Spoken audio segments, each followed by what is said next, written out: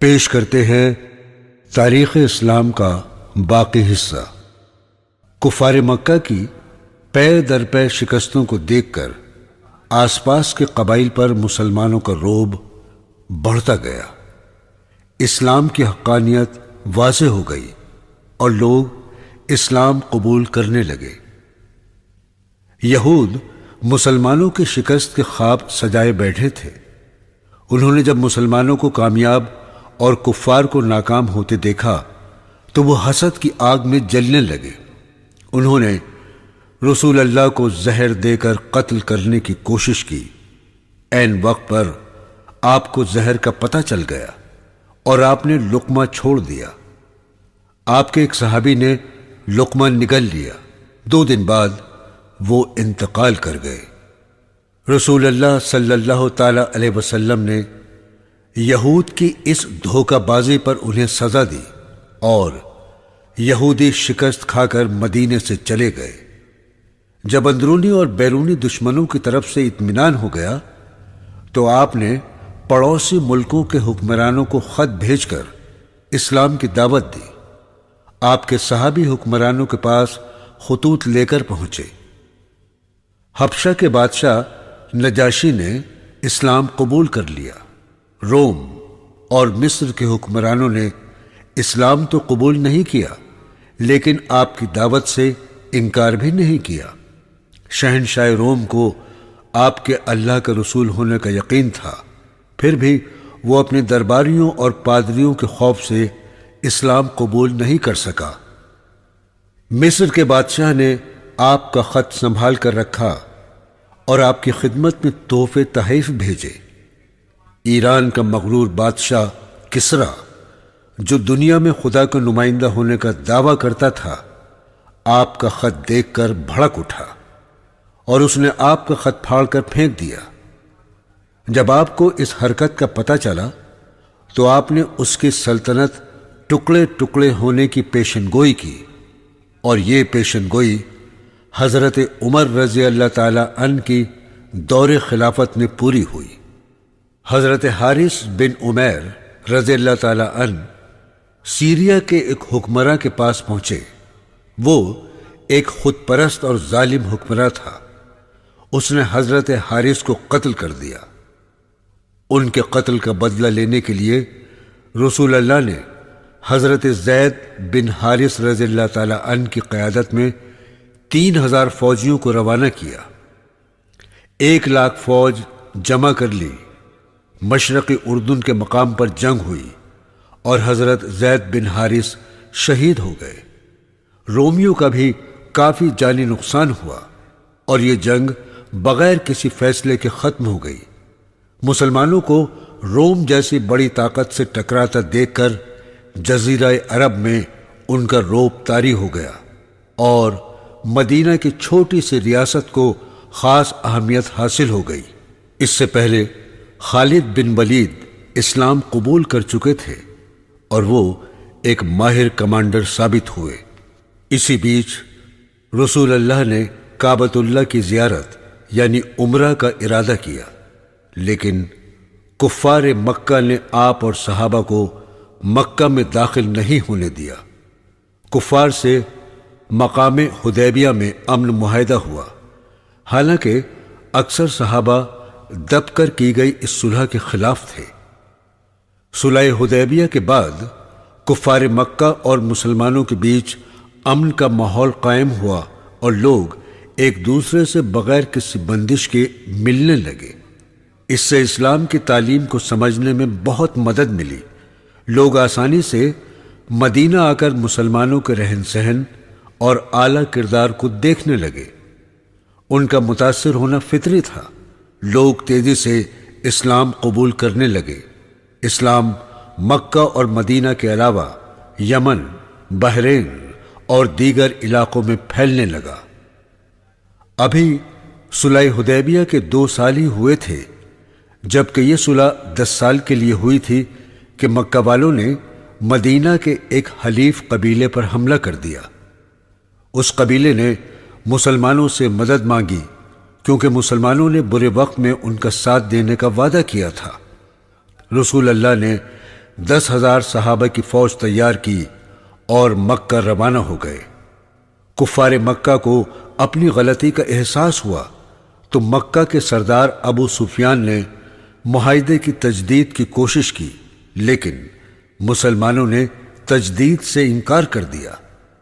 یہاں یہ بات قابل غور ہے کہ جب بھی وعدہ خلافی کی کفار مکہ نے کی، جب بھی وعدہ شکنی ہوئی تو انہی کی طرف سے، جبکہ مسلمان ہمیشہ اپنے قول کے پابند رہے۔ بہرحال مسلمانوں کا لشکر 3 جانب سے مکہ میں داخل ہوا۔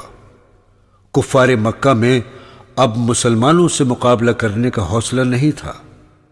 آپ صلی اللہ تعالی علیہ وسلم نے اعلان کرا دیا کہ جو شخص مسلمانوں سے مقابلہ نہیں کرے گا اور اپنے گھر کا دروازہ بند کر کے بیٹھے گا، یا ابو سفیان کے گھر پناہ لے گا، یا کعبۃ اللہ کی حدود میں ہوگا، اسے کچھ نہیں کہا جائے گا۔ چند شرارت پسندوں نے حضرت خالد بن ولید کی قیادت والی ٹکڑی پر تیر برسائے اور مسلمانوں نے جوابی کارروائی کرتے ہوئے ان کا کام تمام کر دیا۔ جو شر پسند تھے وہ بھاگ گئے۔ انسانی تاریخ میں یہ پہلا موقع تھا جب کسی شہر کو اس طرح فتح کیا گیا تھا کہ شہر کے ان ظالموں اور قاتلوں تک کو معاف کر دیا گیا تھا جنہوں نے مسلمانوں کا جینا حرام کر رکھا تھا۔ نہتے اور معصوم لوگوں کو اذیتیں دے دے کر قتل کیا تھا۔ ان کا مال و اسباب لوٹ کر گھروں سے نکال دیا گیا تھا۔ ان کے معصوم بچوں تک کو دودھ اور پانی سے محروم کر دیا گیا تھا۔ رسول اللہ نے عام معافی کا اعلان کر کے درگزر اور انسانیت کی نئی تاریخ رقم کی تھی۔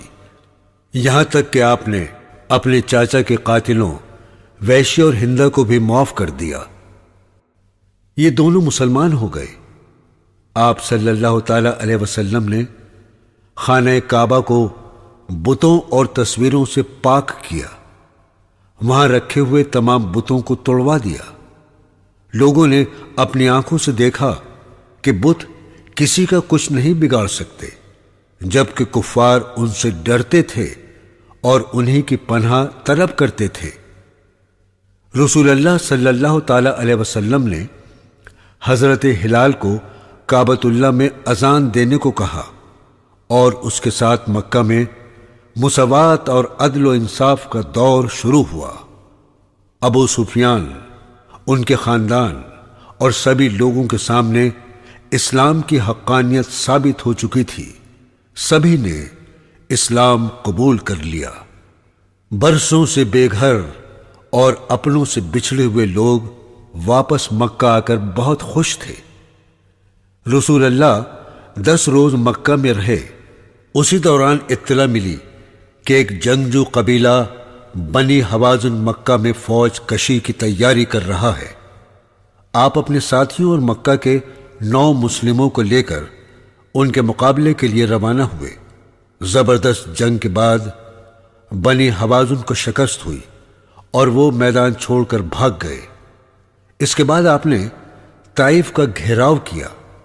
وہاں بھی شر پسندوں نے بھاگنے میں عافیت ہی سمجھی۔ اس جنگ میں کافی مال غنیمت ہاتھ آیا جو آپ نے 9 مسلموں میں تقسیم کر دیا۔ جزیرہ عرب کے سبھی قبائل کفار مکہ اور مسلمانوں کے بیچ جنگ کو دیکھ رہے تھے۔ جب مسلمانوں نے شاندار فتح حاصل کی اور انہوں نے زمانہ جاہلیت کے چلن کے برخلاف مفتوحہ لوگوں سے اچھا سلوک کیا تو زیادہ تر قبائل اسلام قبول کرنے رسول اللہ کے پاس آنے لگے۔ تقریباً 185 قبائل نے آپ سے ملاقات کر کے دین اسلام قبول کر لیا۔ ہجرت کے 9ویں سال حج فرض ہوا۔ آپ نے حضرت ابو بکر کی قیادت میں مسلمانوں کو حج کرنے مکہ بھیجا۔ ہجرت کے 10ویں سال آپ صلی اللہ تعالی علیہ وسلم خود حج کرنے مکہ تشریف لائے۔ جب آس پاس کے قبائل کو پتہ چلا تو بڑی تعداد میں لوگ مکہ مکرمہ پہنچنے لگے۔ اس موقع پر آپ نے 1.5 لاکھ مسلمانوں کو خطاب کرتے ہوئے فرمایا، لوگو، تمہارا رب ایک ہے، تمہارا باپ یعنی آدم علیہ السلام ایک ہے، نہ تو عرب کو غیر عرب پر اور نہ گورے کو کالے پر فوقیت حاصل ہے۔ انسان کو چاہیے کہ نیک اعمال کرے اور تقوی اختیار کرے۔ اس طرح آپ نے امیر غریب رنگ و نسل بڑے چھوٹے کا فرق مٹا کر مساوات انسانی قائم کی۔ اللہ تعالیٰ نے آپ کو جس کام کے لیے مقرر کیا تھا وہ پورا ہو چکا تھا۔ حج کے بعد آپ مدینہ تشریف لے آئے اور کچھ دن بعد بیمار ہو گئے۔ آپ کا مرض بڑھتا گیا۔ آپ نے بیماری کی حالت میں بھی نماز نہیں چھوڑی۔ جب اٹھنے میں تکلیف ہونے لگی تو بیٹھ کر نماز ادا کی۔ آپ کی بیماری سے سبھی فکر مند تھے۔ 1 ربیع الاول 27 یا 28 مئی کو آپ نے وفات پائی۔ بعض تاریخ دانوں نے 12 ربیع الاول تاریخ وفات لکھی ہے۔ آپ کے وصال کے بعد اسلامی نظام کو جاری رکھنے کے لیے خلافت اسلامی قائم کی گئی اور لوگوں نے متفقہ طور پر حضرت ابو بکر رضی اللہ تعالی عنہ کو خلیفہ مقرر کیا۔ حضرت ابو بکر رسول اللہ کے بچپن کے ساتھی تھے اور آپ رسول اللہ سے 2 سال چھوٹے تھے۔ آپ کا زیادہ وقت رسول اللہ کی صحبت میں گزرتا تھا۔ حضرت ابو بکر نے خلیفہ بنتے ہی لوگوں سے کہا، اگر میں اچھا کام کروں تو میری مدد کرو، اگر میں غلطی کروں تو اصلاح کرو، تم میں جو کمزور ہے میں اس کا حق دلا کر رہوں گا، جو طاقتور ہے وہ کسی کا حق نہیں چھین سکتا۔ جب تک میں اللہ اور اس کے رسول کے احکامات کی تعمیل کروں تم میرا حکم ماننا، اور اگر میں اللہ اور اس کے رسول کے حکم کی خلاف ورزی کروں تو تم میرے حکم سے آزاد ہو۔ حضور اکرم صلی اللہ تعالی علیہ وسلم کے انتقال کے بعد کچھ قبیلوں کو یہ غلط فہمی ہوئی کہ اسلام کمزور ہو جائے گا۔ محمد نے عرب قبائل کو جس طرح متحد کیا تھا، خلیفہ اس اتحاد کو قائم نہیں رکھ پائیں گے۔ اس غلط فہمی کی بنا پر منافقوں نے سازشیں شروع کر دیں۔ کچھ طاقتور سردار عربوں پر حکومت کرنے کے خواب دیکھنے لگے۔ انہوں نے دعویٰ کیا کہ رسول اللہ کے وصال کے بعد انہیں نبی بنا دیا گیا ہے۔ کچھ قبیلوں نے یہ شرط رکھی کہ زکوٰۃ معاف کر دی جائے تو وہ اسلام پر قائم رہیں گے۔ منافقوں کی ان حرکتوں سے مسلمان سخت پریشان تھے۔ ابو بکر نے بڑی ہمت اور ثابت قدمی سے ان چیلنجوں کا مقابلہ کیا اور شرارت پسندوں اور باغیوں کو ہرایا۔ ان کے مقابلے میں کئی صحابی اور ہزاروں مسلمان شہید ہوئے۔ رسول اللہ نے وصال سے قبل سیریا کی مہم کے لیے حضرت اسامہ رضی اللہ تعالی عنہ کی قیادت میں ایک لشکر تیار کیا تھا جسے سیریا روانہ ہونا تھا۔ کیونکہ جھوٹے نبیوں سے مقابلے کے لیے مدینے میں فوج کی ضرورت تھی تو صحابہ نے ابو بکر رضی اللہ تعالی عنہ کو مشورہ دیا کہ فی الحال اس لشکر کو مہم پر نہ بھیجا جائے۔ آپ نے جواب دیا کہ جس لشکر کو رسول اللہ نے تیار کیا ہے میں اسے کیسے روک سکتا ہوں، اور جسے رسول اللہ نے سپہ سالار بنایا ہو میں اسے کیسے ہٹا سکتا ہوں۔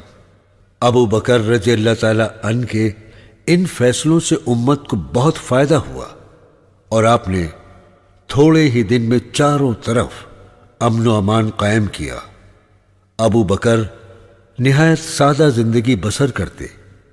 وہ مدینے میں رہنے والے یتیموں، بیواؤں اور بوڑھوں کی خدمت کرتے۔ ایک بار حضرت عمر رضی اللہ تعالی عنہ نے دیکھا کہ ابو بکر نماز فجر کے بعد دور ایک پہاڑی کی طرف جاتے ہیں۔ حضرت عمر کو خواہش ہوئی کہ دیکھیں تو ابو بکر کہاں جاتے ہیں۔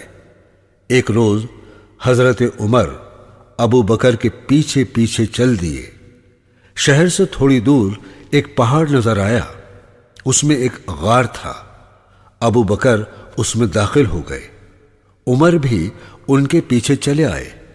اس غار میں ایک اندھا اور انتہائی ضعیف شخص رہتا تھا۔ حضرت ابو بکر رضی اللہ تعالی عنہ نے اپنے کرتے کی جیب سے روٹی نکالی اور اسے کھلانے لگے۔ اسے کھانا کھلانے کے بعد غار کی صفائی کی اور واپس آ گئے۔ جب ابو بکر کا انتقال ہو گیا تو عمر کو اس ضعیف نابینا کا خیال آیا۔ فجر کی نماز کے بعد آپ اسی غار میں تشریف لے گئے، بوڑھے کو سلام کیا اور روٹی کا نوالا بنا کر منہ میں دیا۔ بوڑھے نے کہا، تم ابو بکر نہیں ہو، بتاؤ کون ہو؟ حضرت عمر نے پوچھا، آپ کو کیسے پتا چلا کہ میں ابو بکر نہیں ہوں؟ بوڑھے نے کہا کہ میرے منہ میں دانت نہیں ہیں۔ ابو بکر روٹی کو اپنے منہ سے نرم کر کے مجھے کھلاتے تھے، لیکن تم نے ثابت نوالا میرے منہ میں دے دیا۔ یہ کردار تھا ہمارے خلفائے راشدین کا۔ وہ حکومت کو عیش و آرام کا سامان نہیں، غریبوں اور ضرورت مندوں کی خدمت سمجھتے تھے۔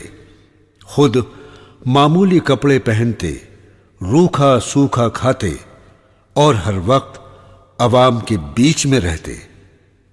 624 میں ابو بکر رضی اللہ تعالی عنہ کا 63 سال کی عمر میں انتقال ہوا۔ مدینے میں موجود صحابہ نے اتفاق رائے سے حضرت عمر رضی اللہ تعالی عنہ کو خلیفہ بنایا۔ آپ کو بیت المال یعنی سرکاری خزانے سے ابو بکر کی طرح ہی وظیفہ مقرر کر دیا گیا۔ حضرت ابو بکر کے دور سے اسلامی فتوحات کا سلسلہ شروع ہو چکا تھا اور اسلامی فوجیں پڑوسی ایران اور سیریا یعنی مشرقی رومی سلطنت کے دروازوں تک پہنچ چکی تھیں۔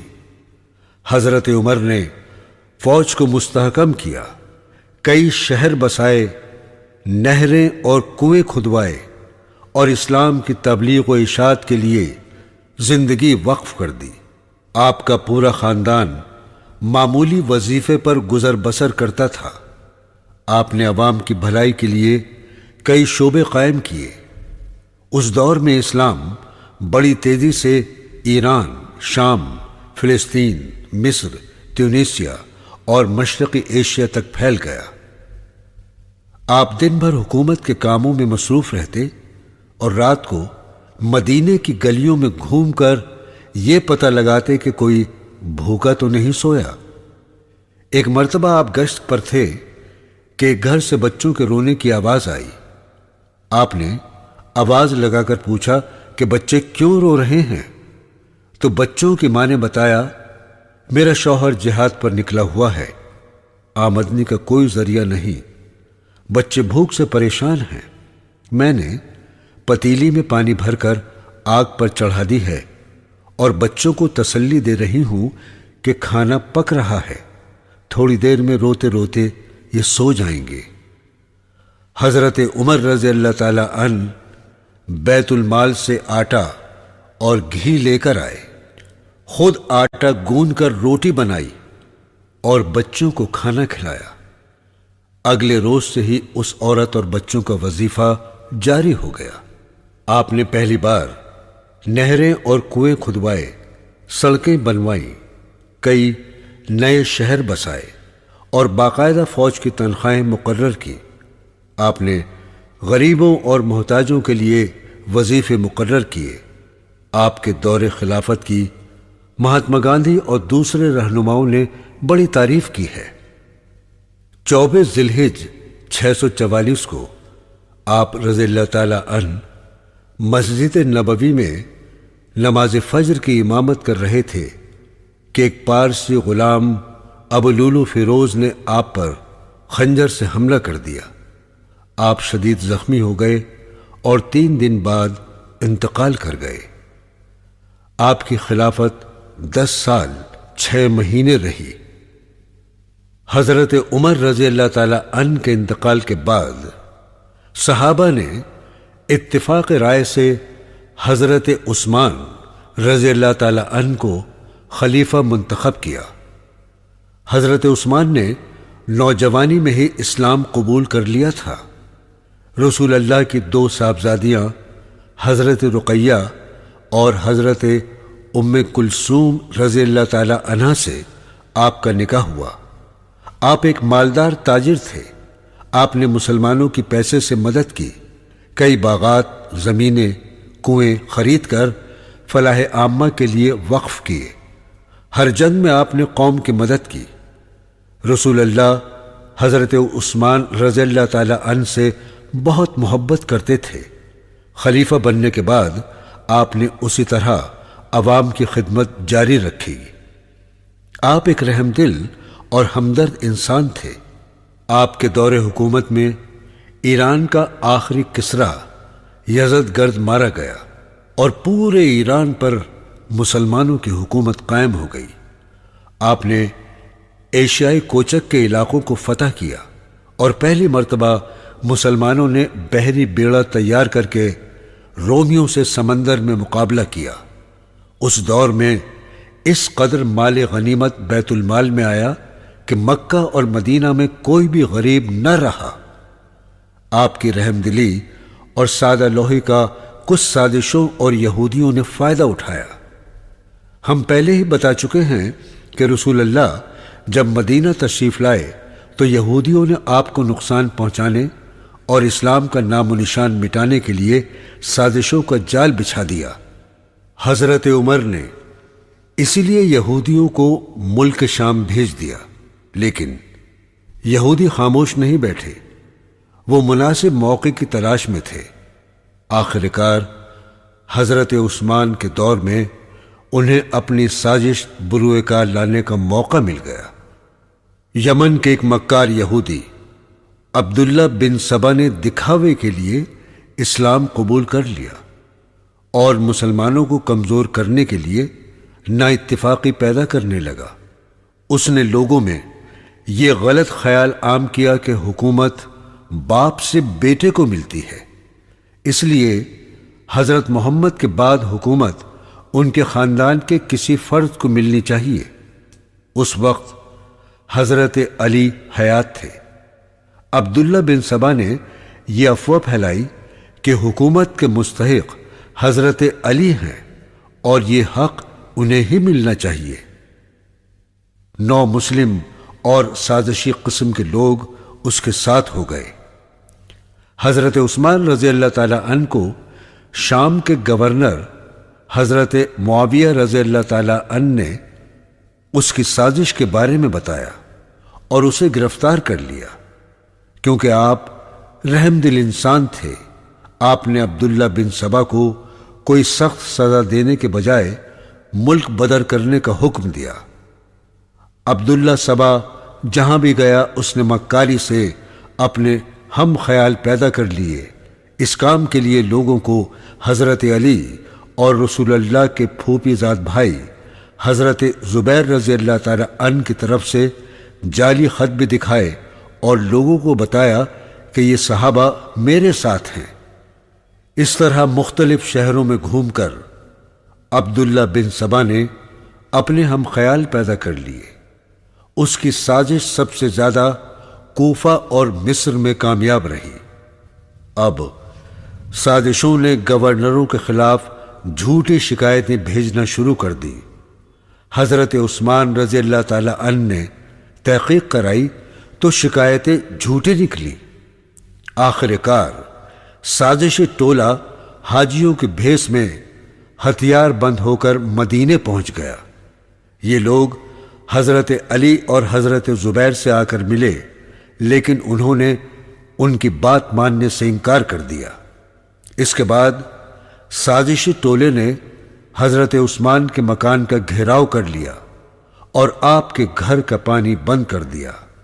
مسلمانوں نے ان کے خلاف فوجی کارروائی کرنے کو کہا تو حضرت عثمان نے جواب دیا، میں نبی کریم صلی اللہ تعالی علیہ وسلم کے شہر میں کسی بھی قسم کا خون خرابہ نہیں چاہتا۔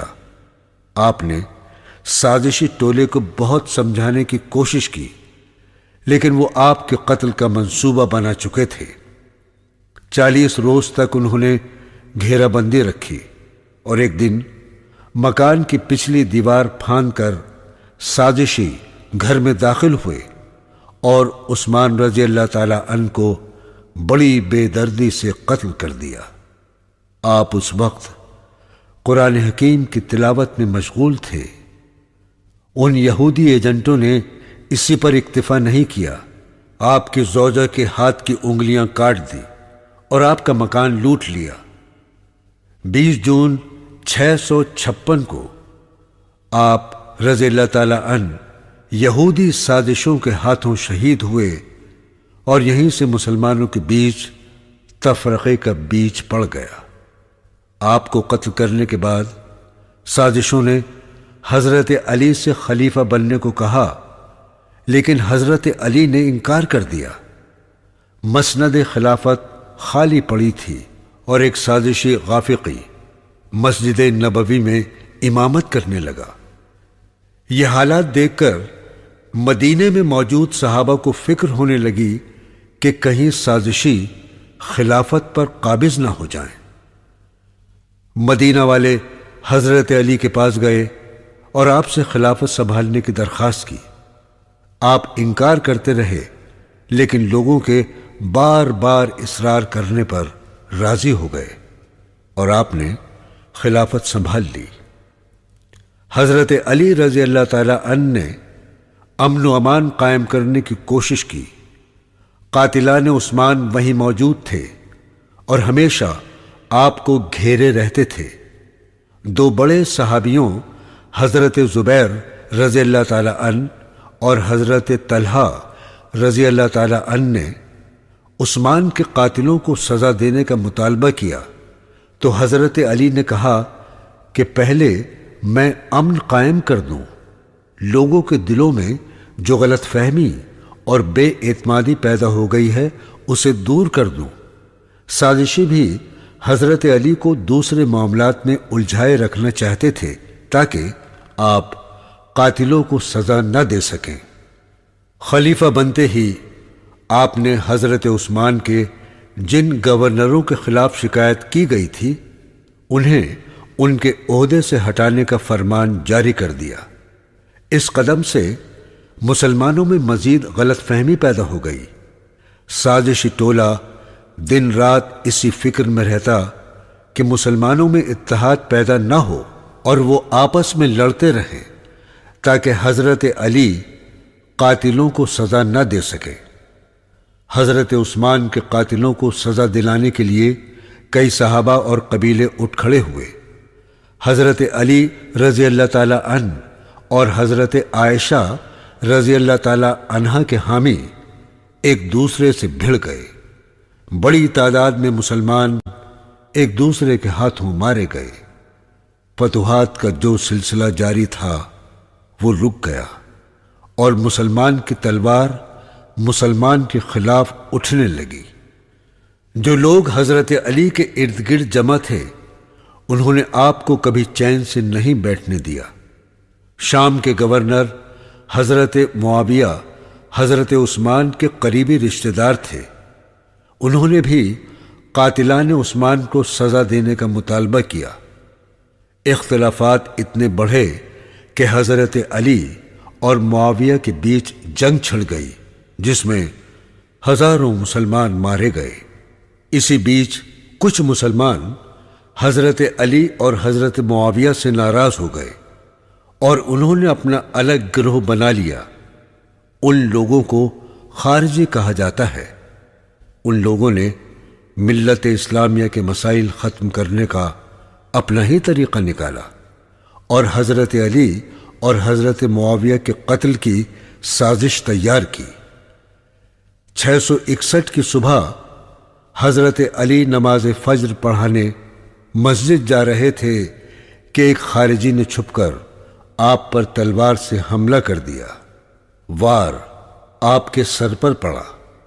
شدید زخمی حالت میں آپ کو گھر لے جایا گیا اور 21 رمضان کی شب آپ شہید ہو گئے۔ جب آپ کی شہادت کا وقت قریب آیا تو آپ کے ساتھیوں نے پوچھا کہ رسول اللہ نے آپ کو قرآن و حدیث کے علاوہ بھی کوئی خاص بات بتائی ہے؟ تو آپ نے قسم کھا کر کہا کہ قرآن کے علاوہ میرے پاس کچھ بھی نہیں ہے۔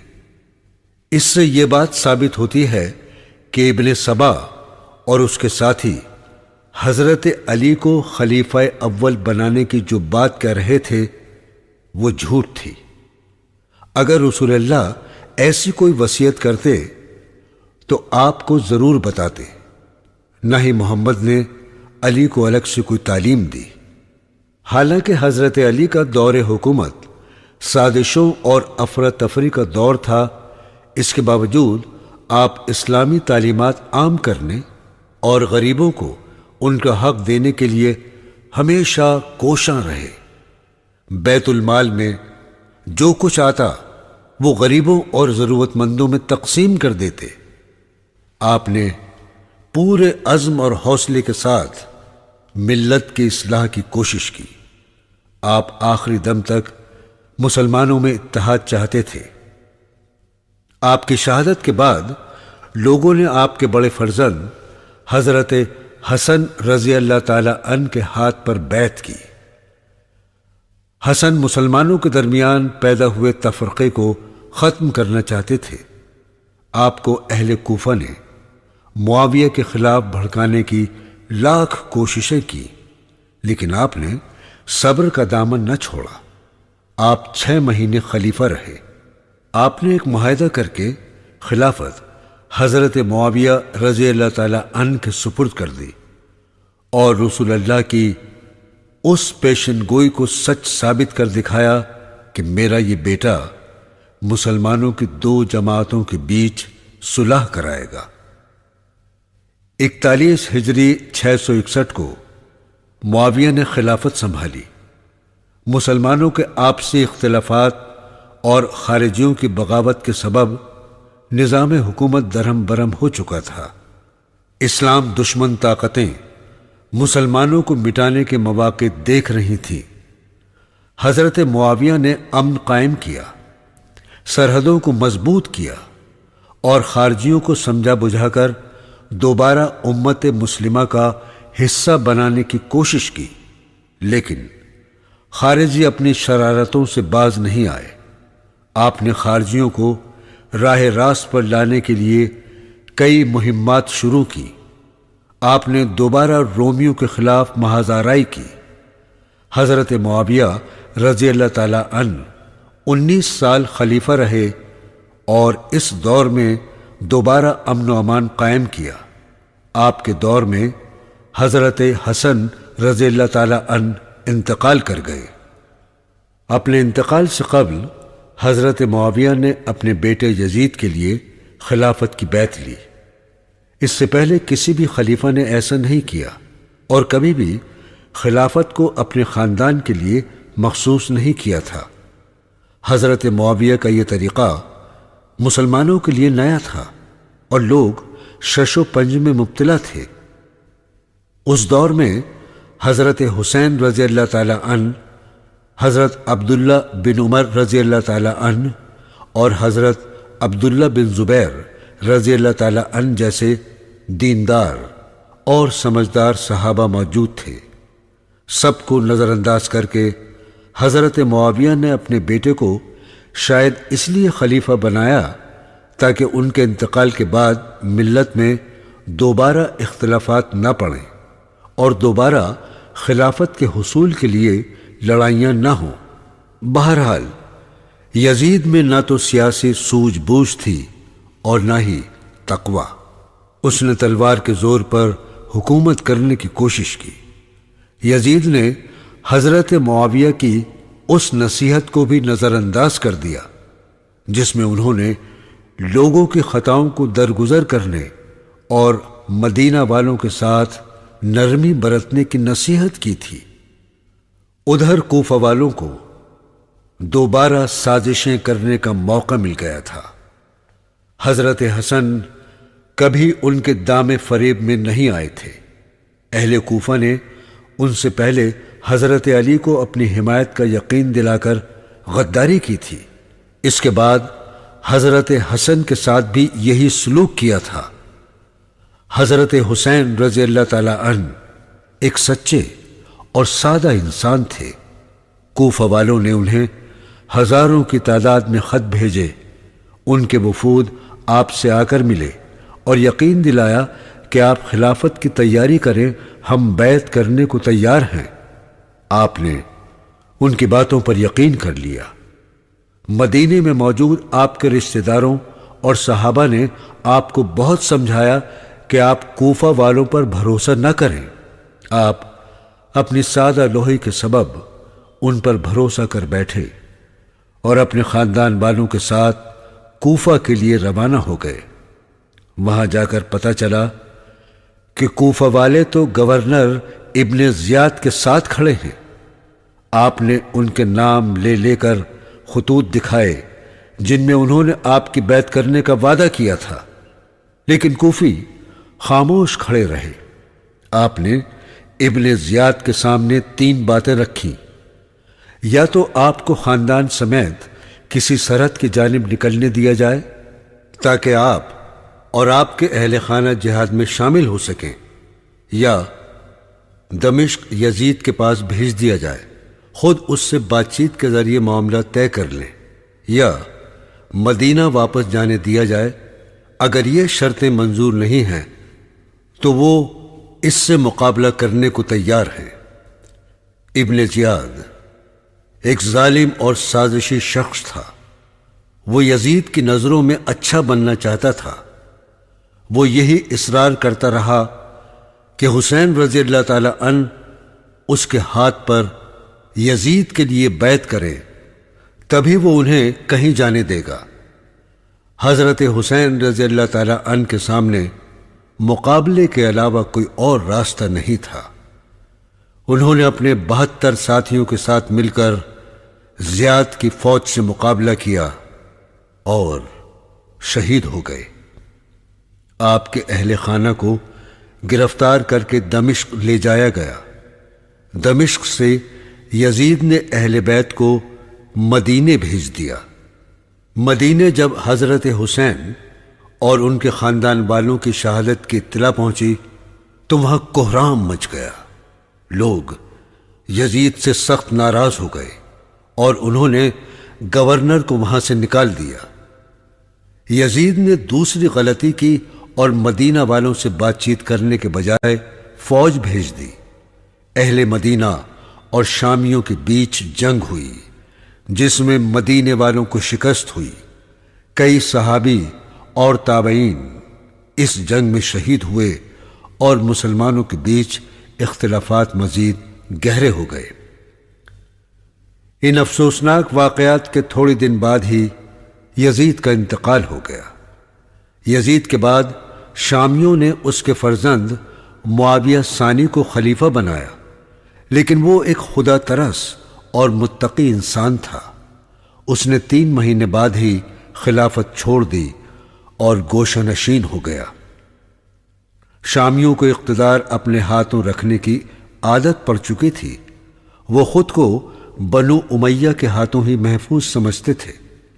انہوں نے مدینہ کے گورنر مروان کو اقتدار سونپنے کا فیصلہ کیا، کیونکہ حضرت حسین کی شہادت کے بعد مکہ اور مدینہ میں یزیدی اقتدار کے خلاف بغاوت ہو گئی تھی اور قیادت حضرت عبداللہ بن زبیر رضی اللہ تعالی عنہ کے ہاتھوں میں تھی۔ سب سے پہلے وہ حسین کے قاتلوں کو کیفر کردار تک پہنچانا چاہتے تھے۔ مروان اور اس کے لڑکے عبد المالک کو عبداللہ بن زبیر نے شہر سے نکال دیا تھا، تو وہ دونوں دمشق چلے گئے۔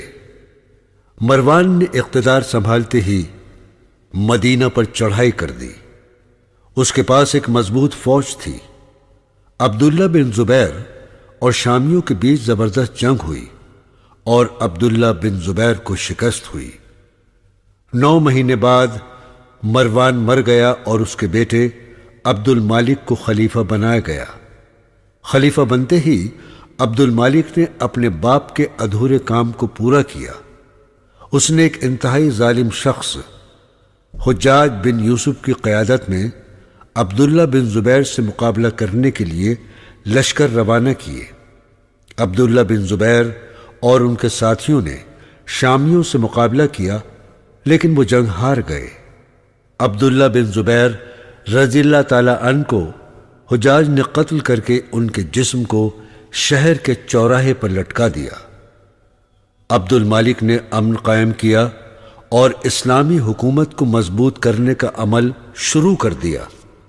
اس کے زمانے کا بڑا کارنامہ قرآن مجید میں اعراب لگانا اور تفسیر لکھوانا ہے۔ اس کے قابل سپہ سالاروں قتیبہ بن مسلم اور موسیٰ بن نصیر نے نئے ممالک فتح کیے۔ مسلمانوں نے مراکش فتح کر لیا اور ہندوستان کے مغربی حصے کو اسلامی حکومت کا حصہ بنا لیا۔ حجاج بن یوسف نے اپنے نوجوان داماد محمد بن قاسم کو ہندوستان کا علاقہ سندھ فتح کرنے بھیجا۔ یہاں اس کی جنگ ایک راجا سے ہوئی۔ محمد بن قاسم نے بڑی بہادری سے اس کا مقابلہ کیا۔ قاسم نے یہ علاقہ فتح کر کے امن و امان قائم کیا۔ اس کی انصاف پسندی اور حسن انتظام سے سندھ کے لوگ اتنے متاثر ہوئے کہ انہوں نے محمد بن قاسم کا مجسمہ بنا کر پوجا شروع کر دی۔ سندھ میں عربوں نے دبے کچلے عوام کو انصاف دلایا، کسانوں اور دستکاروں کو سہولتیں فراہم کی۔ انہوں نے وہاں حکومت چلانے کے لیے مقامی افسروں کو اہم عہدے دیے۔ محمد بن قاسم کے اس کردار سے بڑی تعداد میں لوگوں نے اسلام قبول کیا۔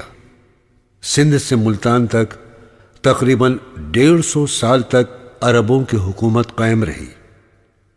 مراکش میں مسلمانوں کی حکومت مضبوط ہو گئی تو مسلمانوں نے مراکش اور اندلس یعنی اسپین کے درمیان بحر متوسط یعنی میڈیٹرینین سی کو عبور کر کے یورپ فتح کرنے کا فیصلہ کیا۔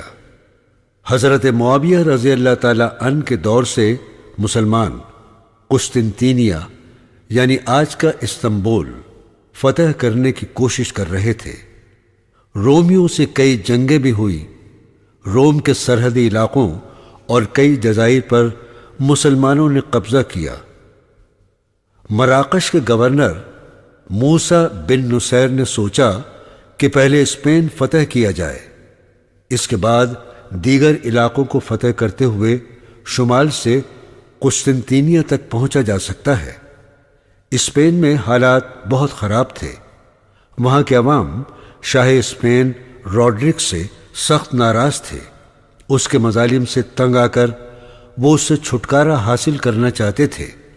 اسپین پر قبضہ کرنے کا یہ مناسب موقع تھا۔ موسیٰ بن نصیر کا سپہ سالار 6000 فوجیوں کے ساتھ ساحل اسپین پر اترا۔ اس نے اپنے سپاہیوں سے کہا، یا تو ہم اس ملک کو فتح کریں گے یا لڑتے ہوئے مارے جائیں گے۔ اسپین پر غیر ملکی فوج کی آمد کا سن کر روڈرک اپنے سپاہیوں کو لے کر ساحل سمندر کی طرف بڑھا۔ زوردار جنگ ہوئی، اس میں روڈرک مارا گیا اور مسلمانوں نے کئی ماہ کی محنت کے بعد پورا اسپین فتح کر لیا۔ اسپین میں امن و امان قائم کرنے کے بعد مسلمانوں نے یورپ کی سوئی ہوئی تقدیر کا فیصلہ کیا۔ انہوں نے وہاں علم و تحقیق کی نئی تاریخ قلم زد کی اور ایسے ماہر علوم پیدا کیے، ایسی شاندار یونیورسٹیاں اور لیبارٹریاں بنائیں کہ دنیا حیرت زدہ رہ گئی۔ مسلمانوں نے 600 سال تک اسپین میں نئے علوم کی ایسی مضبوط بنیاد رکھی جس پر جدید یورپ کی عمارت تیار ہوئی۔ انہی اداروں میں عیسائی اور یہودی دانشوروں نے تعلیم حاصل کی اور اپنے ملکوں میں آ کر نئے خیالات یورپ کو دیے۔ عبد المالک کے بعد ولید خلیفہ بنا۔ اس نے مدینہ میں گنبد خضرا تعمیر کروانے کے علاوہ یروشلم میں مسجد اقصی اور دمشق کی مسجد بھی تعمیر کرائی۔ اس نے تیونس میں بحری جہاز بنانے کا کارخانہ بنایا، بھیک مانگنے پر پابندی عائد کی اور غریبوں اور محتاجوں کے وظیفے مقرر کیے۔ اس نے ایسے آدمی ملازم رکھے جو شہروں میں نابینا افراد اور بوڑھوں کو سڑک پار کرانے کا کام کرتے تھے۔ ولید کا 715 میں انتقال ہوا اور سلیمان خلیفہ بنا۔ 718 میں وہ بیماری کے بعد مرنے کے قریب تھا تو کسی بزرگ نے اسے ایک متقی اور پرہیزگار شخص کو خلیفہ بنانے کا مشورہ دیا۔ اس نے عمر بن عبدالعزیز کو خلیفہ مقرر کیا، جنہوں نے اپنی ایمانداری، خدا ترسی اور انصاف پسندی سے خلافت راشدہ کی یاد تازہ کر دی۔ انہوں نے خلیفہ بنتے ہی اپنا مال و دولت اور رشتہ داروں کی جاگیریں ختم کر کے بیت المال میں جمع کرا دی۔ جو لوگ قرضدار اور مجبور تھے ان کی امداد کے لیے الگ محکمے قائم کیے۔ ملک کے تمام بوڑھوں، کمزوروں اور یتیموں کے وظیفے مقرر کیے۔ انہوں نے سرکاری محکموں کو روشنائی اور کاغذ کم استعمال کرنے کا حکم جاری کیا۔ خود معمولی کپڑے پہنتے اور سادہ کھانا کھاتے۔ اگر شاہی خاندان کے کسی فرد کے خلاف مقدمہ ہوتا تو قصوروار ثابت ہونے پر اسے بھی سزا دی جاتی۔ 2 سال 5 مہینے حکومت کرنے کے بعد ان کا انتقال ہو گیا۔ عمر بن عبدالعزیز کے انتقال کے بعد یزید بن عبد الملک خلیفہ بنا۔ اس کے انتقال کے بعد ہشام کو خلافت ملی اور اس نے 5 سال تک آرمینیا اور قفقاز کے لوگوں سے جنگ کی۔ اس کے دور میں مشرق یورپ اور افغانستان تک عربوں کی حکومت پھیل گئی۔ اس کے بعد بنو امیہ میں کئی خلیفہ ہوئے اور ان کے زوال کا دور شروع ہوا۔ آخری اموی خلیفہ مروان بن محمد مروان کو 745 میں عباسیوں کے ہاتھوں شکست ہوئی اور امویوں کی خلافت ختم ہو گئی۔ ایک اموی شہزادہ عبد الرحمن بچ کر مراکش آ گیا اور اس نے اسپین میں زبردست حکومت قائم کی، جس کا ذکر ہم آگے کریں گے۔ پہلے عباسی خلیفہ ابو العباس الصفح نے نومبر 749 میں مسند اقتدار سنبھالی۔ 4 سال 8 ماہ حکومت کر کے اس کا انتقال ہو گیا اور اس کا بھائی ابو جعفر منصور خلیفہ بنا۔ اسی خلیفہ نے دریائے دجلہ کے کنارے بغداد شہر بسایا، جو اس دور میں دنیا کا سب سے زیادہ شان و شوکت والا شہر تھا۔ منصور نے اہل علم و فن کی سرپرستی کی۔ اسلامی سلطنت کے مختلف علاقوں سے اہل علم بغداد آنے لگے اور بغداد مختلف علوم کا مرکز بن گیا۔ اسی دور میں یونانی، سنسکرت، رومی اور شامی زبانوں کی قدیم کتابوں کے ترجمے کرائے گئے۔ امام ابو حنیفہ نے فقہ پر کتب اور امام مالک نے موطا تحریر کی۔ 775 میں منصور کے انتقال کے بعد اس کا 33 سالہ فرزند محمد مہدی خلیفہ بنا۔ اس نے پڑوسی ملکوں کے ساتھ امن معاہدے کیے اور رعایا کی فلاح کے لیے کام کیے۔ اس نے انصاف کا ایسا نظام قائم کیا کہ کسی افسر کی اتنی ہمت نہیں تھی کہ کسی پر ظلم کر سکے۔ اس کے دور میں رومیوں نے اسلامی ریاست پر حملہ کیا اور 5 سال تک وقفے سے جنگ ہوتی رہی۔ بالآخر مسلمانوں کو کامیابی ملی۔ مہدی کے بعد ہارون رشید خلیفہ بنا۔ 786 سے 809 تک دور اسلامی علوم و فنون کی ترقی کا دور تھا۔ اس نے ملک میں انصاف قائم کیا اور عوام کو ہر طرح کی سہولیات فراہم کی۔ وہ رات کو بھیس بدل کر گھومتا اور لوگوں کی تکلیفوں کا پتہ لگاتا۔ ہارون رشید کا سب سے اہم کام بغداد میں ایک تحقیقی مرکز بیت الحکمت کا قیام ہے، جہاں بڑے بڑے علماء کتابیں لکھا کرتے تھے، اس کے دور میں بڑے بڑے علماء، محقق اور سائنسداں بغداد آ گئے۔ اسی زمانے میں بغداد اور دوسرے شہروں میں بڑے بڑے شفا خانے یعنی اسپتال، میڈیکل کالج، کتب خانے اور جامعات یعنی یونیورسٹیاں قائم ہوئیں۔ فوج کو اتنا مضبوط بنایا کہ رومیوں کے حملوں کو بری طرح ناکام کر دیا۔ تجارت و صنعت کو خوب فروغ حاصل ہوا۔ مسلم سلطنت کا مال یورپ، چین اور افریقہ کے ملکوں تک جانے لگا۔ ہارون رشید کے بعد اس کا لائق فرزند مامون رشید خلیفہ بنا۔ اس نے بھی باپ کی طرح علوم و فنون کی ترقی میں حصہ لیا۔ وہ خود بہت تعلیم یافتہ تھا اور علماء کی قدر کیا کرتا تھا۔ اس کے زمانے میں سنسکرت اور یونانی کتابیں پڑھ کر کچھ دانشور ہند اور یونانی فلسفے سے متاثر ہوئے اور وہ نئی نئی باتیں مذہب میں نکالنے لگے۔ ان فرقوں میں معتزلہ بھی تھے جو مذہب پر نکتہ چینی کرتے۔ ان لوگوں کی امام احمد بن حنبل رحمۃ اللہ علیہ نے سخت مخالفت کی۔ مامون کے بعد اس کا بھائی ابو اسحاق خلیفہ بنا۔ وہ تلوار کا دھنی تھا۔ حالانکہ اس کے زمانے میں علمی ترقی جاری رہی، لیکن اس کی رومیوں سے کئی جنگیں ہوئیں اور اس نے کئی معرکوں میں انہیں شکست دی۔ اس کے بعد عباسیوں کا زوال شروع ہو گیا۔ کبھی ترکوں کو عروج حاصل ہوا تو کبھی ایرانیوں کو۔ دھیرے دھیرے عباسی خلیفہ دوسروں کے ہاتھوں کٹ پتلی بنتے گئے۔ خلیفہ کی کمزوری اور نااہل اور جاہلوں کے عروج سے دین میں نئی نئی باتیں داخل ہونے لگی۔ مسلمانوں میں شرک و بدعت بڑھنے لگی۔ اس دور میں کئی بہادر ترک سردار پیدا ہوئے۔ ان میں تغزل بیگ اور الپ ارسلان کا نام آج بھی عزت سے لیا جاتا ہے۔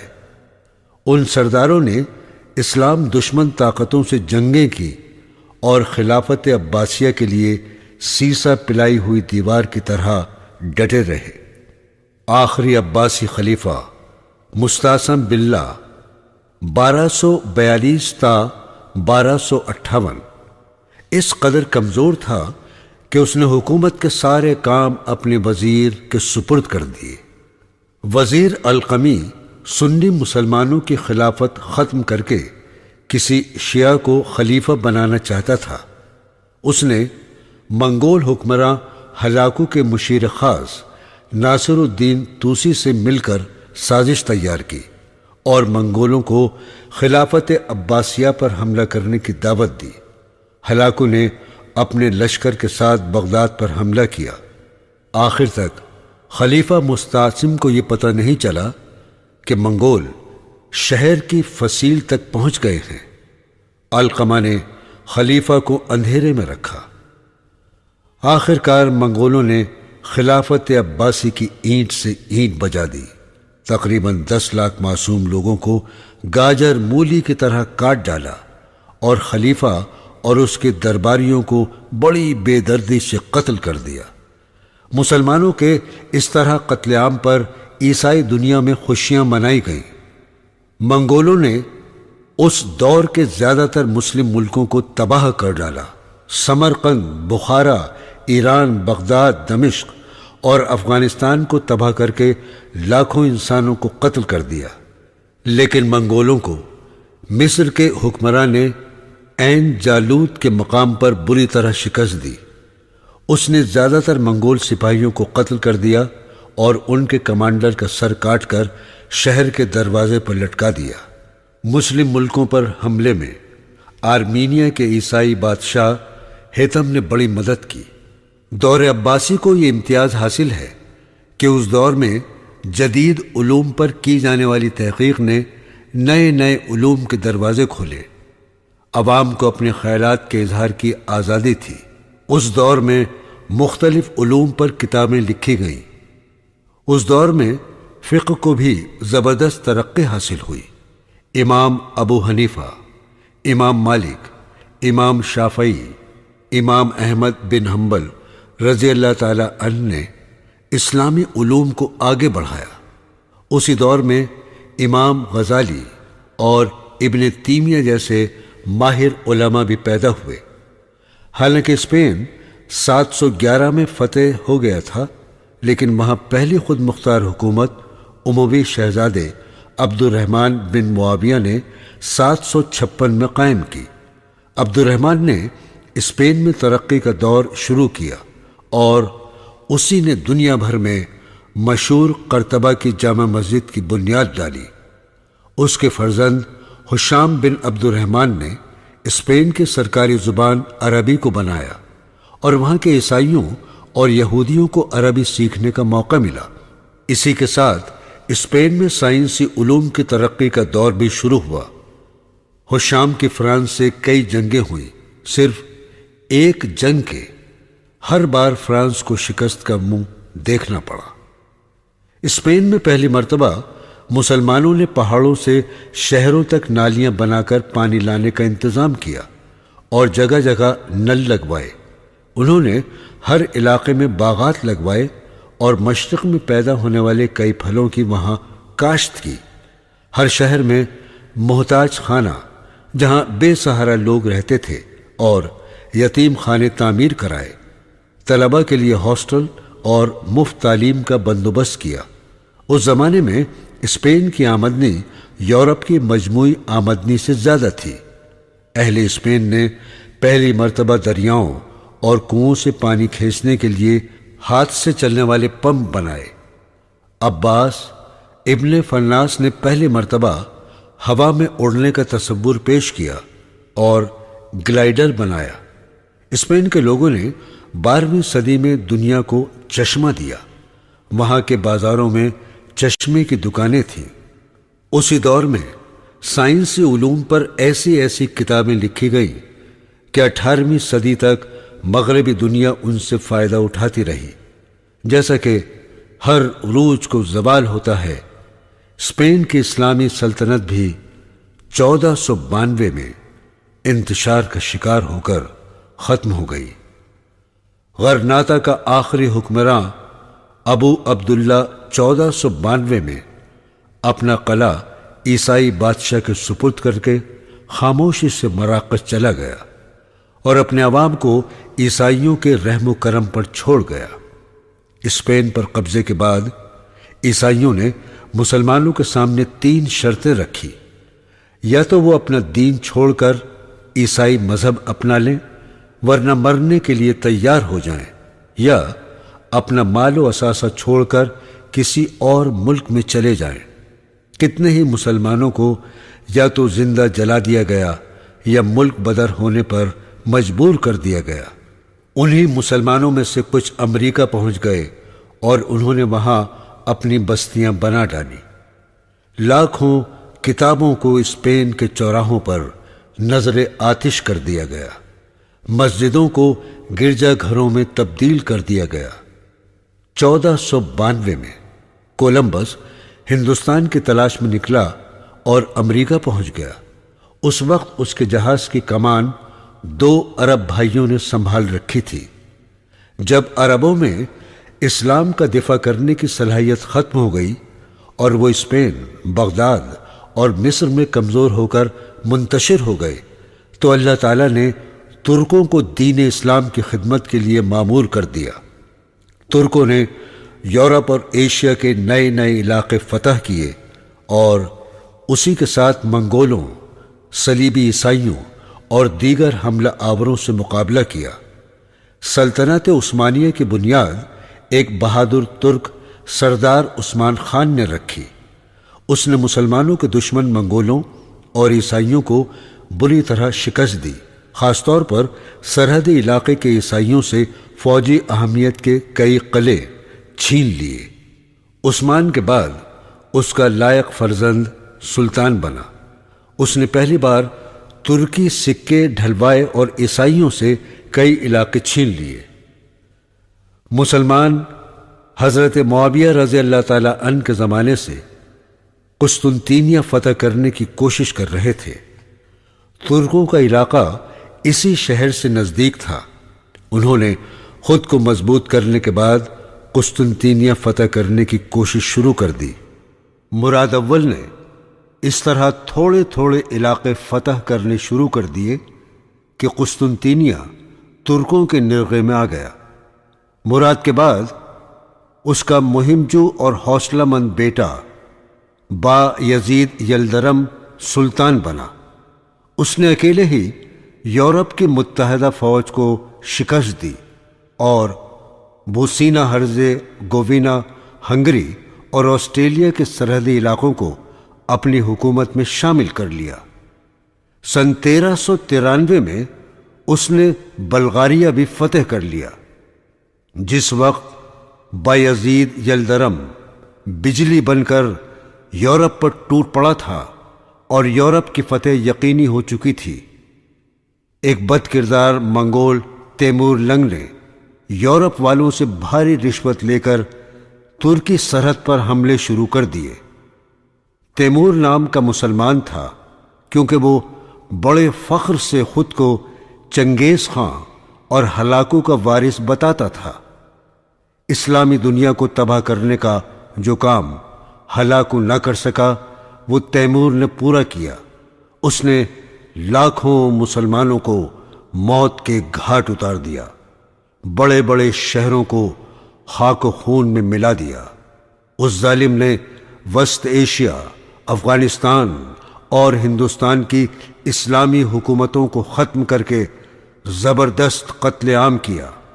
اس نے بغداد اور دمشق پر دوبارہ حملہ کر کے ہلاکو کے ظلموں کو تازہ کر دیا۔ تیمور نے بایزید کے بیٹے موسیٰ کو گرفتار کر کے بڑی اذیت ناک موت دی۔ اس پر بایزید بری طرح بھڑک اٹھا۔ اس وقت وہ یورپ کے محاذ پر تھا اور تھوڑی سی فوج لے کر تیموری لشکر سے جا ٹکرایا۔ اس کی فوج ختم ہو گئی اور تیمور لنگ نے اس عظیم مجاہد کو ایک پنجرے میں قید کر لیا۔ اسی قید میں بایزید کا انتقال ہوا۔ جس وقت تیمور نے بایزید کو گرفتار کیا تو فرانس اور آسٹریا کے صلیبی بادشاہوں نے اسے مبارکباد کے پیغام بھیجے۔ سن 1413 میں محمد اول ترکی کا سلطان بنا۔ اس نے بڑی محنت سے ترکی حکومت کو انتشار سے بچایا اور دوبارہ اس کی شان لوٹائی۔ محمد اور اس کے بیٹے مراد کو صلیبی عیسائیوں سے کئی مرتبہ لڑائیاں کرنی پڑیں اور انہوں نے دوبارہ ترکی کو اس قابل بنا دیا کہ ترک صلیبی یورپ کو شکست دینے کی پوزیشن میں آ گئے۔ رسول اللہ صلی اللہ تعالی علیہ وسلم کی پیشن گوئی سچ ہوئی۔ ترک سلطان محمد نے، جسے دنیا سلطان محمد فاتح کے نام سے جانتی ہے، صرف 26 سال کی عمر میں اپنے عزم و حوصلے سے قسطنطینیہ کو فتح کیا۔ اس شہر کو فتح کرنے کے لیے اس نے مضبوط بحری بیڑا بنایا اور اپنی فوج کو اعلیٰ قسم کی تربیت دی۔ اس جوان سال سلطان نے مسلمانوں میں جذبہ جہاد بیدار کیا اور قسطنطینیہ روانہ ہو گیا۔ صلیبیوں نے سمندری راستے میں موٹی موٹی لوہے کی زنجیریں ڈال کر راستہ بند کر دیا تو ترکوں نے خشکی کے ایک حصے میں 6 میل کا راستہ کھود کر تیار کیا اور زمین پر پانی کے جہازوں کو کھینچ کر لائے اور سمندر میں ڈال دیا۔ 29 مئی سن 1453 کو دنیا اسلام کا وہ تاریخی دن آیا جب مسلمانوں نے قسطنطینیہ فتح کر لیا۔ انہوں نے یہاں غیر مسلم رعایا سے بہت اچھا سلوک کیا، انہیں شہر میں رہنے کی اجازت دی اور ان کے معاملات نپٹانے کے لیے پادریوں کو مقرر کیا۔ شہر کی فصیل کے نزدیک صحابی رسول حضرت ابو ایوب انصاری رضی اللہ تعالی عنہ کے مزار پر جامع مسجد تعمیر کرائی۔ سلیم اول کے دور میں ترکی حکومت انتہائی عروج پر پہنچ گئی۔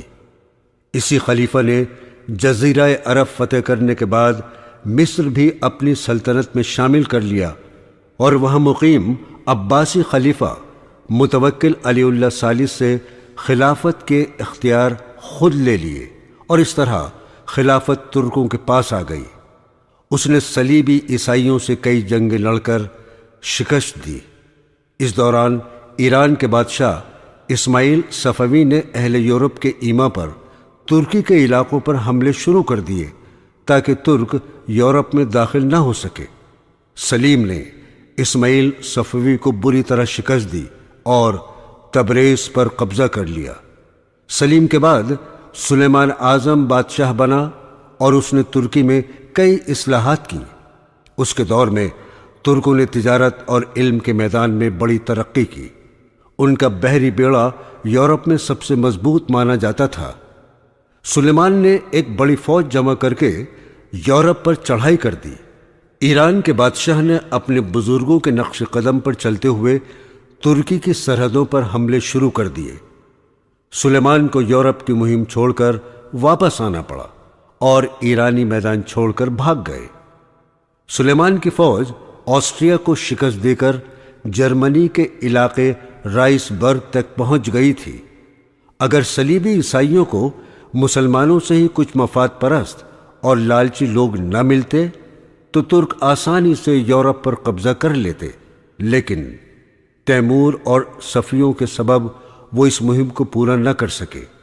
سلیمان کے بعد ترکوں کا زوال شروع ہوا اور 19ویں صدی تک وہ اتنے کمزور ہو گئے کہ یورپ والے انہیں مشرق کا مرد بیمار کہنے لگے۔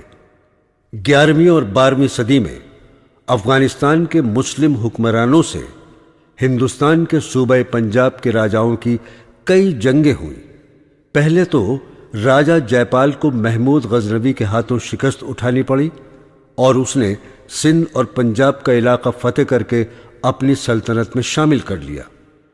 محمود غزنوی نے دہلی تک ایک مضبوط حکومت قائم کی اور اس کے دربار کے ایک عالم البیرونی نے، جو کئی علوم کا ماہر تھا، ہندوستان آ کر سنسکرت زبان سیکھی۔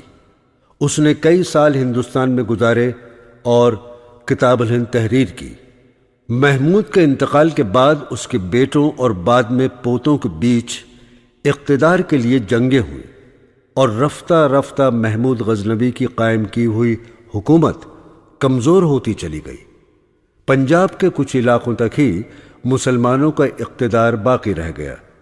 اس کے بعد سن 1191 میں محمد غوری نے ہندوستان کے سرحدی علاقوں پر حملہ کیا اور اسے گجرات کے راجہ کے ہاتھوں بری طرح شکست ہوئی۔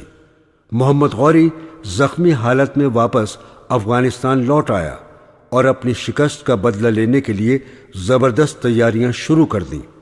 1 سال بعد اس نے نئے دمخم کے ساتھ حملہ کیا۔ اس بار اس کی لڑائی اجمیر اور دہلی کے طاقتور راجہ پرتھوی راج چوہان سے ہوئی۔ پانی پت کے میدان میں محمد غوری نے پرتھوی راج چوہان کو شکست دی اور ہندوستان میں اسلامی دور حکومت کا آغاز ہوا۔ محمد غوری نے قطب الدین ایبک کو اپنا سپہ سالار مقرر کیا اور اس نے گوالیار تک کا علاقہ فتح کر لیا۔ محمد غوری کے دور میں کئی علماء وسطی ایشیا، افغانستان اور بغداد سے ہندوستان آئے اور انہوں نے تبلیغ دین کا کام شروع کر دیا۔ ان کی محنت سے ہزاروں افراد دین اسلام میں داخل ہوئے۔ محمد غوری کے ایک سپہ سالار بختیار خلجی نے بنگال فتح کر لیا اور وہاں کی زیادہ تر آبادی اسلام کے آغوش میں آ گئی۔ اس دور میں جگہ جگہ مسجدیں، مدرسے اور مسافروں کے ٹھہرنے کے لیے سرائیں تعمیر کی گئیں۔ قطب الدین ایبک نے دہلی میں قطب مینار کی تعمیر شروع کرائی، جسے بعد میں اس کے غلام اور وارث التتمش نے مکمل کرایا۔ اسی دوران منگولوں نے کئی بار ہندوستان پر حملے کیے، لیکن انہیں ہندوستانی حکومت کے ہاتھوں زبردست شکست ہوئی۔ التتمش کے بعد اس کی لائق بیٹی سلطانہ رضیہ نے اقتدار سنبھالا۔ وہ ایک علم پرور حکمراں تھی۔ اس کے دور میں بڑے بڑے مدرسے اور کتب خانے قائم ہوئے۔ دہلی اور لاہور علم کے مرکز بن گئے۔ دہلی دنیا کے ترقی یافتہ اور خوبصورت ترین شہروں میں شامل ہو گیا۔ رضیہ سلطانہ کے بعد مبارک شاہ سلطان بنا۔ اس کے دور میں بھی ترقی کا سلسلہ جاری رہا۔ رفتہ رفتہ مسلمانوں نے پورا شمالی ہند فتح کرنے کے بعد جنوب کی طرف توجہ دی۔ محمد تغلق نے دہلی کے بجائے رتنا گری کو اپنا پایہ تخت بنایا اور ترکی و عربی علوم و فنون جنوبی ہند تک پہنچ گئے۔ اسی خاندان کے ایک بادشاہ فیروز شاہ تغلق نے عوامی فلاح و بہبود کے ایسے ایسے کام کیے کہ اس سے قبل ہندوستان میں اس کی مثال نہیں ملتی۔ اس نے جگہ جگہ نہریں تعمیر کرائیں، سڑکوں کے کنارے سرائیں بنوائیں، دریاؤں پر پل بنوائے، باغ لگوائے۔ اس کے زمانے میں دہلی شہر میں 2000 باغات تھے اور یہاں کے لوگوں کو پھل خریدنے کی ضرورت نہیں پڑتی تھی۔ فیروز شاہ نے سڑکوں کے کنارے بھی پھلدار درخت لگوائے تاکہ مسافر انہیں کھا سکیں۔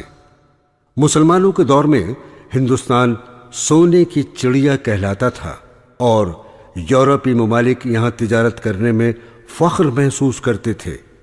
ترکوں کے دور میں ہندوستان کی اسلامی حکومت دنیا کی سب سے طاقتور اور خوشحال حکومتوں میں شمار ہوتی تھی۔ ہندوستان کے ایک پٹھان بادشاہ شیر شاہ سوری نے اپنے مختصر دور حکومت میں عوام کی فلاح و بہبود کے جو کام کیے ان پر ایک ضخیم کتاب لکھی جا سکتی ہے۔ اس نے ہندوستان کے بڑے شہروں کو قومی شاہراہوں یعنی ہائی ویز سے جوڑا اور ملک بھر میں مسافروں کے لیے سرائے، طلباء کے لیے ہاسٹل اور محتاج خانے تعمیر کرائے۔ اس نے کسانوں کو بلا سودی قرض دینے اور ان کی فصل کا بیمہ کرایا۔ شیر شاہ سوری سے اورنگزیب کے دور تک ہندوستان نے خوب ترقی کی، ہر طرف خوشحالی اور امن کا دور دورہ تھا۔ مغل بادشاہ جہانگیر کے دور میں انگریزوں نے ہندوستان سے تجارت شروع کرنے کی درخواست کی۔ انگریزوں کے علاوہ پرتگیزی اور فرانسیسی اپنا مال ہندوستان لانے لگے۔ جیسے جیسے مغلیہ سلطنت کمزور ہوتی گئی، انگریزوں اور فرانسیسیوں کو ہندوستان کے انتشار کے سبب حکومت کرنے کا موقع مل گیا۔ انہوں نے سن 1799 میں شیر میسور ٹیپو سلطان اور سن 1800 میں نظام حیدرآباد کی حکومت پر بھی قبضہ کر لیا۔ اسی بیچ دہلی کے مغل شہنشاہ شاہ عالم کو انگریزوں کے ہاتھوں شکست اٹھانی پڑی اور اس کی حکومت دہلی کے لال قلعے سے پالم گاؤں تک سمٹ کے رہ گئی۔ سن 1857 میں آخری مغل بادشاہ بہادر شاہ ظفر کو انگریزوں نے قید کر کے رنگون یعنی برما بھیج دیا اور اس طرح ہندوستان میں 700 سالہ مسلم دور حکومت کا خاتمہ ہوا۔ ہندوستان کا مسلم دور حکومت اس معاملے میں اہم ہے کہ اس دور میں ہندوستان کو متحد کیا گیا۔ مغلوں نے اسلامی رواداری اور فلاحی اسٹیٹ کا حقیقی تصور پیش کیا۔ یوں تو مسلمان قطب الدین ایبک کے دور سے ہندوستان کی ترقی کے لیے کام کر رہے تھے، جس وقت منگول اسلامی دنیا کو اپنے پاؤں تلے روند رہے تھے۔ ہندوستان کے ترک بادشاہوں نے ملک کی سرحدوں کی حفاظت کی۔ اس کوشش میں بلبن کا بیٹا ملک کی حفاظت کرتے ہوئے شہید ہوا۔ اس طرح بعد میں آنے والے بادشاہ ملک کی سرحدوں کی حفاظت کرتے رہے۔ لودھی حکمرانوں نے ہندوؤں کو فارسی زبان سیکھنے کے لیے راغب کیا اور انہیں دربار میں بڑے بڑے عہدے دیے۔ اس طرح برادران وطن فارسی زبان سیکھ کر سنسکرت سے فارسی اور فارسی سے سنسکرت میں ترجمہ نگاری کرنے لگے۔ روحانیت میں بھی ہندوستانی مسلمانوں کی معین الدین چشتی رحمۃ اللہ علیہ، بابا فرید گنج شکر رحمۃ اللہ علیہ، نظام الدین رحمۃ اللہ علیہ، خواجہ بختیار کاکی رحمۃ اللہ علیہ، بندہ نواز گیسو دراز رحمۃ اللہ علیہ، شیخ سرہندی رحمۃ اللہ علیہ، شاہ ولی اللہ محدث دہلوی رحمۃ اللہ علیہ اور ان کے لائق فرزندوں نے رہنمائی کی۔ سکندر لودھی کے دور میں طب سکندری اور اورنگزیب کے دور میں فتاوی جہانگیری جیسی مشہور کتابیں لکھی گئیں۔ مسلمانوں کے دور حکومت میں دہلی، لاہور، بدایوں، جونپور اور مرشد آباد علوم کے مرکز تھے جہاں تعلیم مفت تھی۔ مغلوں نے نئے نئے شہر بسائے، بڑے بڑے قلعے، محلات، مدرسے، مسجدیں، سرائیں یعنی مسافروں کے لیے ٹھہرنے کی عمارتیں، پل اور باغات وغیرہ تعمیر کرائے۔ ان کے دور میں غریبوں کو مفت راشن دینے اور محتاجوں کے لیے محتاج خانے تعمیر کرنے کا بندوبست کیا گیا۔ انہوں نے ایرانی، ترک اور ہندوستانی فن تعمیر کو ملا کر نئی طرز کی عمارتیں بنوائیں۔ ان کے دور میں ہندوستانی فنون لطیفہ کو زبردست ترقی حاصل ہوئی۔ ان کے آخری دور میں بڑے بڑے شاعر پیدا ہوئے۔